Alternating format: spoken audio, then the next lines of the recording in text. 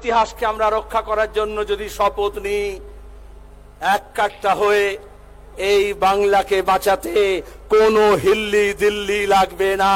বাংলার মানুষ কাফি। আর এখানে যারা জড়ো হয়েছেন তারা ভয়কে জয় করে এসছেন।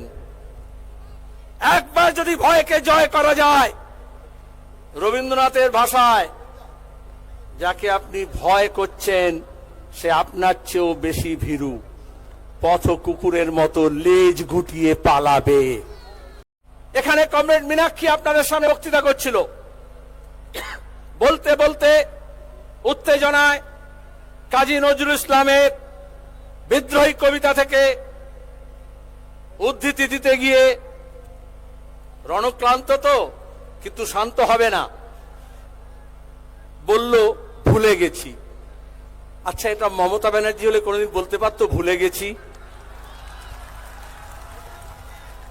মোদী কখনো বলতে পারে জনসমক্ষে ভুল বলেছি, ভুলে গেছি?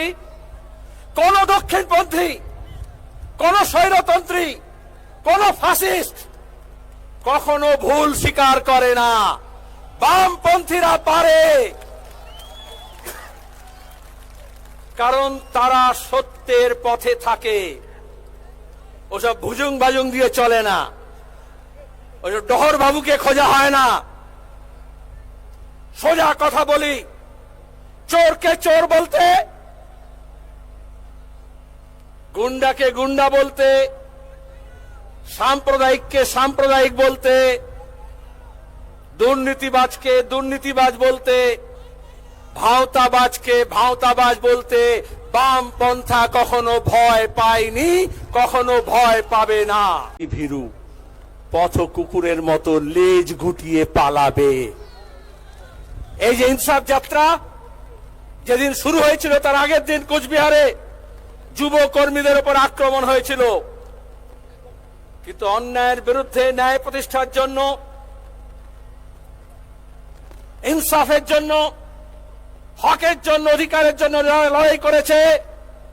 আসলে হক চাইতে হলে ধক লাগে।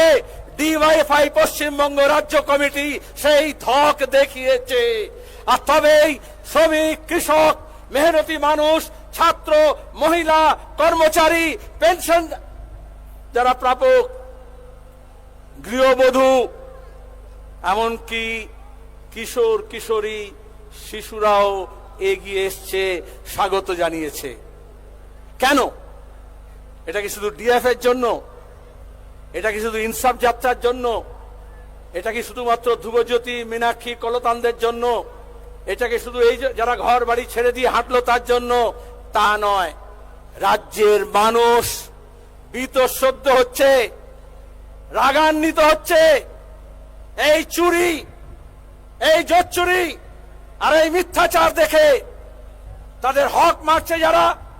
ঘরের টাকা, আবাসনের টাকা, 100 দিনের কাজের টাকা, কালভার্টের টাকা, রাস্তার টাকা, মিড ডে মিলের খাদ্য, রেশনের খাদ্য, আইসিডিএস এর খাদ্য যারা চুরি করছে, রাজ্যের মানুষ তাদের শাস্তি চাইছে। আর এই যৌবনকে দেখে তারা মনে করেছে, হ্যাঁ বাবা তোমরাই পারবে, শুধু তোমরা এক কাট্টা হও। যারা মনে করেছিল নবান্নের অন্যায় অত্যাচারের বিরুদ্ধে 56 দাঁড়াবে, কেউ কেউ এখন বলছে 56 সেটা হবে না, তো 356 লাগবে। আমরা বলি 56 নয়, 356 নয়, 3056 নয়।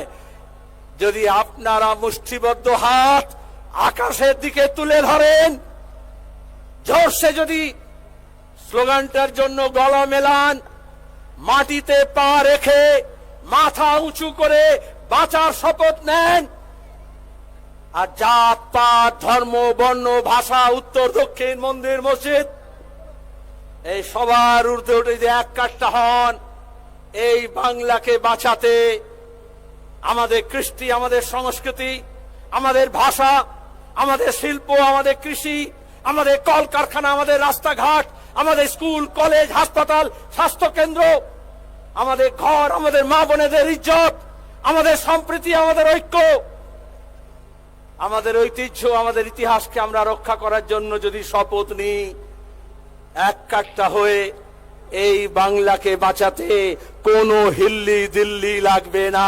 বাংলার মানুষ কাফি আছে, বাংলার যৌবন কাফি আছে। হবে তো লড়াই, হবে লড়াই, হবে লড়াই। আমি পেছন ফিরতে পারছি না, কিন্তু পেছনে অসংখ্য মানুষ আছে। আমি মীনাক্ষীকে বলছিলাম এটা 360 ডিগ্রি মঞ্চ করতে হবে ব্রিগেডে। অনেক মিডিয়া বলছিল দক্ষিণে মঞ্চ হবে না উত্তরে হবে, সোজা হচ্ছে না উল্টো দিকে হচ্ছে। আসলে ব্রিগেডে আজকে 4 দিকে জনসমাগম হয়েছে। 31শে আগস্ট খাদ্য শহীদ দিবসে আমরা বামফ্রন্টে যখন জমায়েত করছিলাম, প্রচন্ড বৃষ্টির মধ্যে মানুষ দাঁড়িয়েছিল, পেছনের কাপড় আমাদের খুলে দিতে হয়েছিল, কারণ সামনে যত জমায়েত ছিল পেছনেও তত জমায়েত ছিল। এখানে এরা এমন লাল তারা লাগিয়েছে যেটা চট করে খোলা যাবে না। সভাপতি ছিল ধ্রুব, আর ডিওএফ এর সাদা ঝান্ডার মধ্যে লাল তারা আছে। আসলে এটা হচ্ছে ধ্রুব তারা, লক্ষ্য, মঞ্জিল, মকসদ।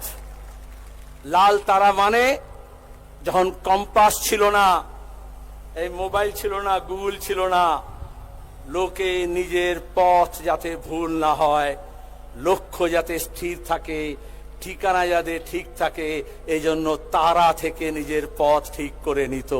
আজকেও বাংলার যৌবনকে তার লক্ষ্যকে ঠিক রাখার জন্য এই লাল তারাকে মনে থাকবে তো। আর সে পথেই আপনারা এগিয়ে যাবেন। যারা পথে হেঁটেছে তাদেরকে সেলাম জানালাম, কিন্তু পথে যারা পাথেও দিল, রসদ দিল, দুহাত উজাড় করে তিল তিল করে জমানো টাকা খাদ্যের যোগান দিল, রাতে থাকার ব্যবস্থা করলো, সব অংশের মানুষ তারা জানান দিলেন লড়াই জারি রেখো কমরেড। আর এরা মীনাক্ষী ধ্রুবরা এখানে বলল লড়াই জারি থাকবে। ইনসাফ যাত্রা ব্রিগেডে এসে শেষ হয়নি। ব্রিগেড থেকে নতুন শপথ নিয়ে গ্রামে গঞ্জে পাড়ায় মহল্লায় বুথে অলিতে গলিতে আলপথ বেয়ে সাঁকো পেরিয়ে এই ইনসাফের লড়াই জারি থাকবে। থাকবে তো? এই যৌবনের দূত আসলে বাংলায় যে ভূত গ্রাস করছে সেই ভূতকে তাড়াতে হবে, তাই তো? আমরা ভূত তাড়ানোর জন্য ওঝা খুঁজছি না, ভূত তাড়ানোর জন্য যৌবনকে খুঁজছি। একটা প্রজন্ম, এই বাংলার একটা প্রজন্ম চাই। এই বাংলার পুনর্জাগরণ এই বামপন্থা ঘটাবে, এই শপথ আমাদের নিতে হবে। আর বাংলার পুনর্জাগরণ ঘটাতে হলে তার কল কারখানা, তার স্কুল কলেজ মাদ্রাসা, তার হাসপাতাল, তার রাস্তাঘাট, যার মাথায় ছাদ নেই তার ঘর, যেখানে রাস্তা পৌঁছায়নি সেখানে রাস্তা, যে ছেলেমেয়েরা স্কুলের বাইরে থাকছে তাদের জন্য বিদ্যালয়ের ব্যবস্থা, যারা চিকিৎসার সুযোগ পাচ্ছে না, কেন্দ্র এবং রাজ্য সরকারের জন্য ওষুধের দাম বাড়ছে, সরকারি ব্যবস্থা তছনছ হচ্ছে, তার জন্য নতুন ব্যবস্থা গড়ে তুলতে হবে। লাল ঝান্ডার মানুষ, বামপন্থা কোনো ফাঁকা আওয়াজ দেয় না। আমরা যা করেছি মানুষের সামনে আছে। ওই নীল সাদা রং করে আসলে ওরা আমাদের স্মৃতিকে ভুলিয়ে দিতে চেয়েছিল, গুলিয়ে দিতে চেয়েছিল। এখন সব ফিকে হয়ে গিয়েছে। মানুষের হাতে টাকা নেই, 100 দিনের কাজের টাকা নেই। পঞ্চায়েত নির্বাচনে বলল পিসি ভাইপো দিল্লি থেকে গিয়ে নিয়ে আসবো। আর আগে বল, যারা কাজ করলো তার টাকা কোথায় গেল, কত পেলে, কত খেলে, তার হিসেব বাংলার মানুষকে দিতে হবে। আর কেন্দ্র সরকার সে তো এসেই বলেছিল 100 দিনের কাজের আইন বাতিল করে দেব। পার্লামেন্টে মোদি বলেছিলেন গड्ढा खोलने का काम है, गड्ढा खोदने का। আর এখন সেই আইনটাকে বাতিল করার চেষ্টা করছে। বামপন্থীরা যখন সমর্থন করেছিল মনমোহন সিং এর নেতৃত্বে প্রথম ইউপিএ সরকার, তখন স্বাধীনতার পরে প্রথম কাজের আইন তৈরি হয়েছিল। এখানে যারা প্রাক্তনীরা আছেন, আমরা ডিএফআই জন্মলগ্ন থেকে লড়াই করছিলাম এই দাবি নিয়ে, কাজের অধিকারকে সাংবিধানিক স্বীকৃতি দিতে হবে।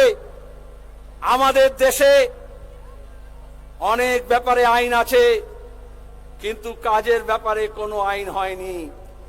যখন বামপন্থীদের কথা শোনে মানে এমন 100 জন এমপি পার্লামেন্টে ছিল, তখন প্রথম আমাদের দেশে এই 100 দিনের কাজের আইন তৈরি হয়েছিল। আসলে আমরা চেয়েছিলাম 365 দিন, সব হাতে, all able bodied human being, যারা কর্মক্ষম, যাদের দুটো হাত আছে, মাথায় মগজ আছে, বুকে বল আছে, দক্ষতা আছে, তারা सृष्टि করতে চায়। अगर हमारे नौजवानों के हाथ में काम दिया जाए तो जरूरत पड़ने से वो हिमालय के चट्टान तोड़ करके